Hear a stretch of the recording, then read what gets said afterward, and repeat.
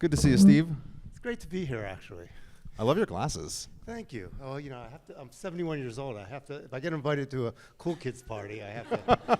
But thanks to Pitbull, you know, short bald guys can be DJs, right? I think we just did a shout out to Pitbull. That's that's an After Arts first. Who thought? Yeah. So Steve is an author. He's a healthcare leader with a very impressive. I'll just quickly go through your background. So you were the dean of not one but two medical colleges, the president of a university, and the CEO of a very large healthcare system. But you started out as a broadcast journalism major and a DJ. So I want to hear the quick and dirty from being a broadcast journalism major and DJ and troublemaker, from what you've told me, to running Philadelphia's largest healthcare system. Like, how does that happen? And I also delivered 1,800 babies in between. But, okay, that's a lot of babies. That's a hell of a lot of babies. I got my major in broadcast journalism. I had a little bit of a weird brain where I can memorize anything, so my minor was chemistry because that was my easy courses. So I got the ideal job getting out of college. I was a midnight to 5 DJ on WYSP in Philadelphia. In my first month, I broke 2 rules in one night. I brought a friend into the studio, which you weren't allowed to do. And it was what was called a top 40 station. So I had to play a hell of a lot of grassroots song and Michael Jackson's song about the rap band and those kind of things. And I played a 17-minute and 23-second King Crimson song. And the station manager fired me. So I go back to my, appropriately, I go back to my school at Lehigh University. And I said, well, what am I going to do? And my advisor said, well, you know, you've continued your career breaking rules at Lehigh into your first career. In a weird way, you've taken enough chemistry courses, you could take the MedCats and apply to medical school. And I said, well, why the hell would I want to do that? She goes, well, A, you're not going to be a DJ, and B, you need a job. So I took the MedCats. Wait, so you took the MedCats because you got fired as a DJ? Yeah. Okay. Yeah, exactly. That seems okay. That's a somewhat unique thing. And by the way, having been to the 2 medical colleges, I did the only, in my entire 40-year history of doing this stuff, true personal statement. Because every person who applies to medical school says they wanted to be a doctor since they were 3, because they hurt their thumb, they went to the ER, and they went to take care of poor people. I told the truth that I got fired, and so my first interview, I literally got a special delivery rejection because, you know, it was an arrogant neurosurgeon, a little bit of an oxymoron at Temple University, and we got into a debate, and he hated me, and by the way, in 1974, a special delivery rejection was not FedEx or UPS. It was like, if you remember Sound of Music, the guy with the cap, you know, I am 16 going on. It was like, Temple really, really doesn't want you. So my second interview was where I later became dean at Drexel University College of Medicine.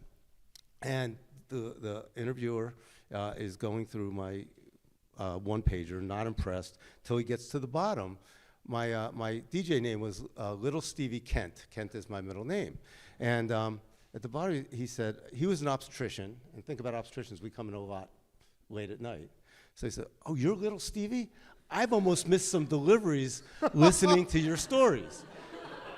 And this is where God comes in, because it was like, you know, as it turns out, the head of admissions was also an obstetrician. He calls him up, he says, Dr. Spector, we have Little Stevie Kent from WISP applying to our medical school. So, you know, I literally go, well, Temple really wants me, but I'd much rather go here 2 weeks later I'm a doctor. And so that's how you got into medical school? So that's how I got into medical school, and then I became a private practice obstetrician. And in the 80s, 97% of OBGYNs were male. Anybody want to guess what the number 1 performed procedure was in this country? That was number 2. First was hysterectomy, removing the uterus, right? And I happened to be at an academic thing at Penn State listening to an old male OBGYN talking to his students. Actually, he was probably my age now that I think about it. It's a little depressing. I need another one of those drinks. His glasses were not as cool. Yeah, but you know, talking about hysterectomy, say, look, if you see a small fibroid, just take out the uterus because the woman doesn't need it after she's had children. And all the students were writing that down. I happened to be at Barnes & Noble that night. 4 of the top 10 nonfiction bestsellers were What My Hysterectomy Did to Me, The Hysterectomy Hoax, How Hysterectomy Ruined My Life. So I left my private practice. I took an 80% pay cut and did some of the early work on psychological and sexual effects of hysterectomy, and then went out to Houston and got 2 patents on what we now use to avoid hysterectomy. So it became my aha moment. Thanks. But it became my aha moment that, like, like, oh my God, you know, like, you can actually, like, things are screwed up, and nobody's going to solve it for you. And that really became, you know, there's such a fine line between being a disruptor and a visionary. I worked at Apple in the early 2000s when the stock was 15, about 7,000 splits ago. By the way, I sold my options in 2005 to buy a stereo. If I hadn't, where's Julian? If I wasn't stupid, this would be mine today. But literally, you know, the key of Steve, and John Scully became CEO of Apple, who's been one of my mentors, was he would always say, think about what's going to be obvious 10 years from now and do it today. And when you think about when Apple was 7,000 splits ago, was what they did is, he said the old math is computers and operating systems. The new math is a digital lifestyle. The people that worked at Apple said you're either crazy or on drugs. He was on drugs, he wasn't crazy. But they said our entire revenue is computers and operating systems. When I became the president and CEO of Jefferson, I said the old math is inpatient revenue, outpatient revenue, in-person tuition, and NIH funding. The new math is going to be healthcare at any address. How do we get healthcare out to where people are? And we start to partner with the AI folks that I now work with. So I think that that's a really nice segue, because when you were running university, you partnered with a fashion school. Yeah. And that's not common from what I understand about healthcare. Yeah. So maybe talk to us about that and how that worked. Well, so here's what happened. Like, I met my wife on Match.com. She was the associate publisher of Vogue. She worked for Anna Wintour. In fact, when Anna told her, when she told Anna that she was leaving Vogue to move to Philadelphia with a little gynecologist, Anna made her take a psychiatric exam. Now, the people that knew me thought that was a good idea. That's not the reason. But what happened is I started to think about the fact that with all this AI stuff, we spend so much time talking about the technology, but we still accept doctors based on science, GPA, MedCats, and organic chemistry grades. And somehow we're just amazed doctors aren't more empathetic, communicative, and creative. Like, duh, right? and beyond that, it's literally like to get into medical school, in the MedCats, you had to memorize the Krebs cycle. It's like the citric acid cycle. So it's all these enzymes, and then they would erase the enzymes, they fill them in. That's exactly who you want for your family doctor or your OBGYN, somebody that can memorize those things. So what happened is I became the chair of the board of Opera Philadelphia, which, by the way, the cool thing about Opera Philadelphia, we brought in Anthony Roth Costanzo. Some of you know that. And one of the really cool things, this brings music and what I'm doing together, is what we started to do is we went to some of the really underserved areas in Philadelphia. And we reckon, to me, music has always been emotion. That I can remember almost everything in my life around a song that was playing, both good and bad. And what we found is if we could get to some of the young folks and talk to them about opera, the stories really resonated. I mean, you know, Rigoletto, like, maybe shooting your rival isn't a great idea, right? And so we started to do that, and Anthony did what you did, which was pay whatever you want. And I probably got about 100 emails. Thank you, I had a chance to. So the ability to do that became important to me. And the number 3 fashion design university in the country was called Philadelphia University. It was run by, the president was a guy named Steven Spinelli. And we had a 15-minute meeting, and 2 hours later, I acquired it. And we created the first MD Masters in Design. Now, everybody accused me of taking my personal life into my professional life because my wife had been the associate publisher of Vogue, but that's not what it was. It was that literally we needed to get doctors to think creatively. And we made every one of our medical students take at least 2 creativity courses. And it could be, you know, Beekeeping 101 was really pretty popular, but it could be, you know, literature. And what was really neat about it is when my wife was at Vogue, they had these speed dating things. We did synergy social hours. We would take the folks. What does that look like? Like, you know, speed dating is you get together. No, the synergy thing. Yeah, yeah. Okay. Well, it was the same kind of thing. We had research. Okay, yeah. I got a little carried away. We would take folks from the Fashion Design University, and folks from this 200-year-old health science university. We would put them together with some wine, and then at the end of that, we would say, who would you like to spend more time with from a research perspective? Right. And I put about $300,000 aside for anybody that circled each other to do grants together. And we got about $30 million worth of grants from those synergy social hours. Wow. Of bringing those, creativity pieces together. And it ranged, it wasn't obviously just can you make cooler greens or anything like that.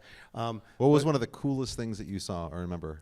So one of the coolest things that we did was really there was somebody that was doing weaving and working with autistic children. And there was something about the creative piece of weaving, but the repetitive piece of weaving that became really part of a big autism thing. Wow. Yeah. That's really cool. Yeah. It reminds me a little bit of the work of Nokia Bell Labs. I don't know if you ever came across them, but they did a similar thing where they would take artists and software engineers and sort of lock them in a room. I'm assuming they had wine as well. Yeah. Something. And then just one other thing. Yeah. So in the later part of my career, I've gotten back to DJing. I DJ on Miami yachts. And my last two books, my last book was called Feeling All Right, How the Message and the Music Can Make Healthcare Healthier. 50 songs that will change healthcare. Everything from Courage to Change by Sia to Keep the Customer Satisfied by Simon & Garfunkel. We were going to call it Staying Alive. But the lawyer this is a true story. The lawyer at the publishing company said, "Oh, you can't call it Staying Alive because the Bee Gees will sue you." I had to tell him 2 of the 3 Bee Gees have passed away, and the other one's a little out there. And fortunately, the guy did not realize that "Feeling All Right" was also a song, so he let me call it. By fortunately, do you mean you pulled one over on your attorney? Yes, an attorney. I loved it. But this is why Steve and I get along. My book that's about to come out, and I think I sent you the video, is called "Swifties, Startups, and the Singularity." And the concept is, I come back from 2035. I'm now the Chief Digital Health Officer for President Taylor Swift, because the Swifties have become a political movement, and yes, we could do worse. And our healthcare motto is make it tailored to the individual and make it swift, which wasn't true in 2025. And how do we get there? Okay. So I still DJ. Just one quick story. So I'm chair of a board of a translation company, and we want to thank some of our Spanish translators in Miami. So the CEO rented out this 90-foot Miami yacht that's owned by a 21-year-old University of Miami student whose dad got it for him for his 21st birthday from the United Arab Emirates, but said, "I want you to be financially responsible and rent it out when you're not using it." Now, I'm not sure what about financially responsible that story comes together, so anyhow, so the CEO asked me to DJ. And the staff is Captain Lily and her staff. And she didn't know I was on the board, but I came there with my Jethro Tull t-shirt and my cap backwards. And she said, "Who are you?" "I'm Stevie K, the DJ." And I DJ'd mostly Latina and EDM and that kind of stuff. She called me up like 4 weeks later. "Stevie K, we have a midnight to 6 gig on the yacht. Do you mind DJing it?" My wife was away. So I said, "Sure," so I did.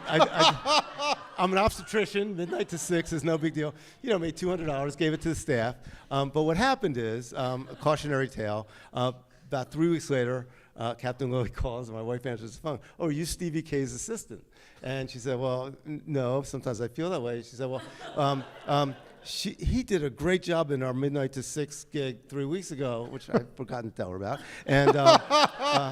And so anyhow, she goes, "Well, call you back." So she goes, "I just got a call from Captain Lily." I said, "Oh yeah, Colleen, I forgot to tell you." And she said, "All right, I take a lot of shit from my 71-year-old husband who thinks he's 25. The midnight to 6 DJing stuff is over. So either you or Stevie K's assistant can call Captain Lily and tell her you've retired from that gig." So sad story. That's very funny. So I want to, Jesus Christ. Next time I'm going to interview your wife. Okay, so where I want to end this is that you clearly have a lot of energy, and it's great. And I mean that in the best way possible. You're doing your master's. You sound like you're going to prescribe me something. We have plenty of healthcare people here. No, so you're doing your master's right now in literature, Yeah. right, at Northwestern. Yeah. Yeah. And casual, right? Like, what are you doing with your life? And so, and so I want you to just, as somebody who's authored a number of books, I thought it was really beautiful at the dinner. You were talking about the importance of narrative and storytelling and how it's played a prominent role sort of in your personal and professional life. And so maybe you can leave us with an anecdote on that. Yeah. So look, I think telling stories and music matters. When I ran Jefferson, we had a trifecta of the pandemic, and the amazing thing about the pandemic for healthcare workers, it was like you were going to war, and then when you went home, it was still the war, because before the vaccines, like you couldn't even play with your kids, without a screen door. Jefferson was losing $800 million because nobody was coming to the hospital, and it was the George Floyd murders. So every Friday, I would send my 35,000 employees a playlist. And that became my way of communicating with them. So I'll give you an example. During the George Floyd protests, I sent this one song out by Curtis Mayfield, Choice of Colors. If you had your choice of colors, which one would you choose, my brothers? If there was no day or night, which would you prefer to be right? And I got about 300 emails like, well, that's interesting. That's an optimistic song. We're not feeling that way. I know she didn't include The Revolution Will Not Be Televised by Gil Scott-Heron, etc. And that became my way of communicating. But what was interesting about it is I wasn't doing it as a CEO saying, I feel your pain. I was doing it as Stevie K, the DJ. The reason I took the Masters in Arts and Literature is watching what's happening politically, globally, and here, I realized that things haven't changed in 4 years. There was a great Jason Kidd quote, who was an NBA player, and he came to the Dallas Mavericks. They were 24-52. He said, "I'm going to turn this team around 360 degrees." I feel like we've turned things around 360 degrees. So my master's in arts and literature is trying to sort of really help out my creativity piece. The course I'm taking now is experimental fiction. Things like The Trial by Franz Kafka and Street of Crocodiles by Bruno Schultz. It could be written today. And the last thing I'll say, Nicholas, is I think so much of this is recognizing that music, whether it's ballet or whether it's everything, the amazing things happening at the Lincoln Center, it, as you said, and you put it so eloquently, it brings people together. And it's not a spreadsheet, right? I interviewed Questlove on a podcast, and he talked about he got invited to do the DJing for President Obama's going away thing at White House. It's not his normal gig, and he created a playlist because very different kind of people that he usually DJs for. About 11:30, President Obama went to him and said, "How do you think it's going?" He said, "It just doesn't feel right." He goes, "Yeah," and he ripped up that piece of paper he had. "I brought you here to be Questlove. We're going to take 15 minutes off. Just forget who's out here." He said from midnight to 3, it was the best gig he did. So the whole issue of instinct, and one of those Miami yachts with the 26-year-old Latina people, I was trying to be cool and play all things I thought were good. By mistake, I can't help myself, by the Four Tops came on, and everybody started dancing. And it was like, oh, okay, that's what they want to hear. So I think the ability to recognize that the arts can get people together just like you've done is just so important in 2025, just as it was in 1945. Steve, thank you very much. Thanks.